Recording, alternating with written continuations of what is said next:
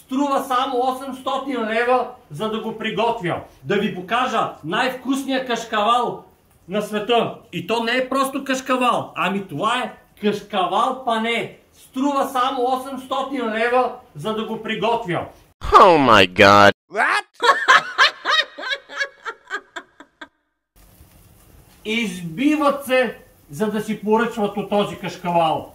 Можете и вие да си поръчате, ако ви е по джоба. Гледайте и се радвайте, защото това е достъпно само за хора, които са от ранга на кокошките от Малибу, пуйките от Малдивите, пиленцата от Монако.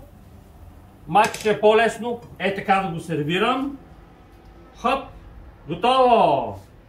Бон апети! Вкусотия неземна! Най-вкусният кашкавал! Погледнете как се точи! Като дъвка е!